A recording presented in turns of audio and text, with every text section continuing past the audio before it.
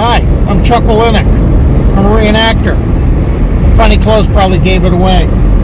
And what I did for years in the classroom, decades in the classroom, is I would use living history to try to breathe life into a subject that my kids had absolutely no interest in. I tried to make it come alive, and that's why I would wear garb or armor all day. I'd have the music going in the background for whatever time period we were covering. I'd bring in realia or manipulatives. That's fancy teacher talk for stuff kids can touch. All right, and I essentially made it a kid-friendly and immersive experience. Well, I've got time on my hands now, and I have an entire room at my house filled to capacity. I'm actually slightly beyond capacity with garb, clothing from other time periods. I refuse to call them costumes because I was trained by other reenactors. No, they're not costumes, it's garb. I have all sorts of artifacts around the house. I have a passion for bringing the past to life, just like I did in the classroom, and I have a desire to preserve landmarks. And so I started a very pretentious sounding, pompous sounding mission Odyssey, like I'm a real historian, and I am visiting each of the missions in Alta California for the rest of us, in garb, and trying to document the experience. But it's not just the missions. I decided I had to broaden the Odyssey to include the assistencias. Those are the spin-off missions that are intended to grow up to be full-size missions at some point. The estancias, those are ranchos that were designed to produce food and help support the missions, and they're supposed to eventually grow up into assistancias and then maybe missions. And also the Presidios, and those are the fortifications designed to protect each of these enterprises. Well, so far on this mission Odyssey, I've visited 6 of the missions in Alta California and 5 of the assistencias, 1 Presidio, and I'm on my way to visit another Presidio in Santa Barbara. And this one happens to be the best preserved of the 5 Presidios that are in Alta California. So my journey is taking me 30 miles up the road from Asistencia Santa Gertrudis and Mission San Buenaventura. I'm headed that way, up the Camino Real. And I hope you stick with me on this journey.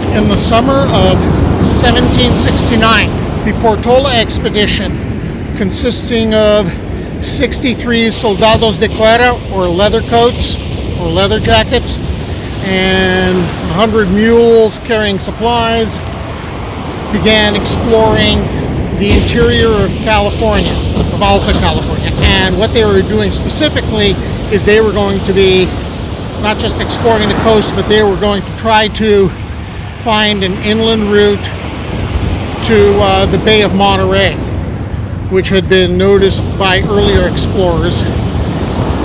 And what they had ended up doing is, I guess it had to be early August, they entered what was going to become the San Fernando Valley, and then they explored up through the Santa Clarita area where the Estancia San Francisco Xavier was going to be built.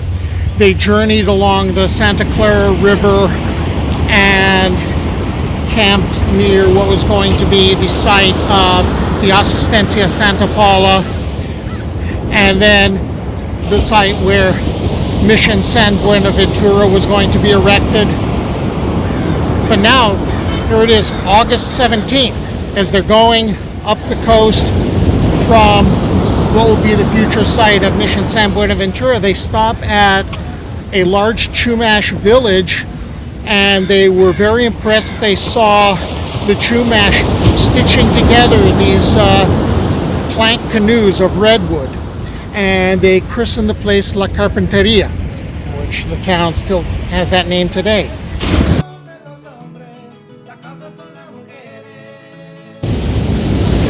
The next day, they marched on, guided by Chumash, until they came to another large village by a bay, which they christened Pueblo de Laguna. And this would be the future site of not only El Presidio Real de Santa Barbara, but also Mission Santa Barbara.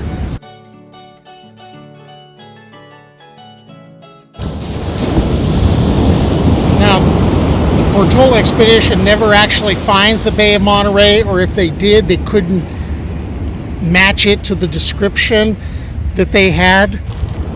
So they kind of returned in failure. Well, not in failure, they gathered information. But as they traveled back, they hit the what would become the Santa Barbara site about January 10th. The three previous military districts were established in San Diego, San Francisco, and in Monterey.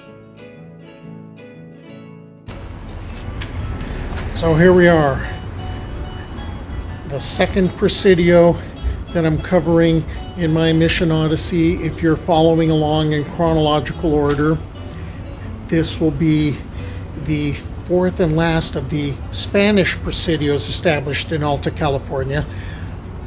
There will be one more, that will be Mexican. And this is the fourth military district, and it would be responsible for defending a 7,000 square mile area. It would be responsible for defending the missions San Fernando Rey de España, San Buenaventura, which had been established like about 3 weeks earlier, Mission Santa Barbara, Mission Santa Ynez, Mission La Purísima. So, a lot of territory to cover here, guys.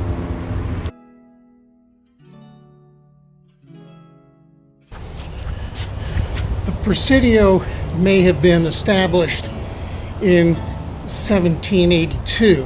It didn't get completed until about 1788. At first, what the soldados ended up building was they dug out a trench, and they put up vertical logs, and they put horizontal sticks in between them and covered that with mud. And later they get down to actually making adobe walls. All the Presidios were established on the same basic plan: white adobe walls, rows of family living quarters surrounding an open plaza.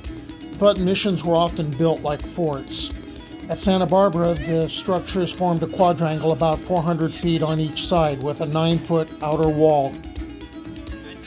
Between the outer wall and the adobe buildings were small individual yards. In the center of one wall, opposite the gate, was the chapel, and next to the chapel was the comandancia. In this last military structure that the Spanish Empire built in the New World, there were 61 officers and men.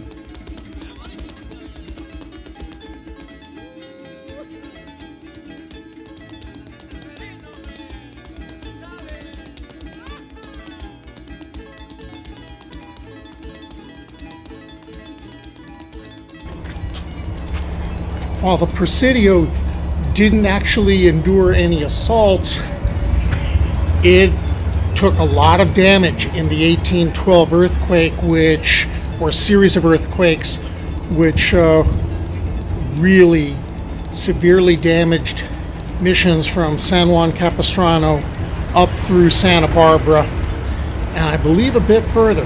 And the other missions, they also got some damage out of this.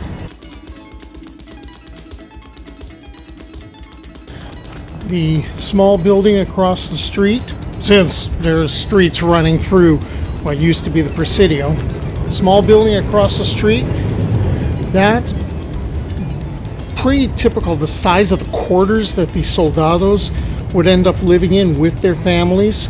The green, area, that's the extent of what amounts to the yard. And then the wall behind that, that would be the wall of the Presidio itself. Many of the soldados de guerra had to multitask and were trained craftsmen, such as carpenters and stonemasons, and part of their duties included construction and maintenance of the Presidio buildings.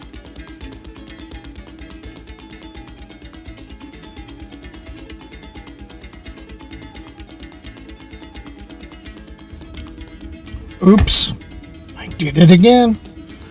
Guess I'm coming back. I hope you'll stick with me.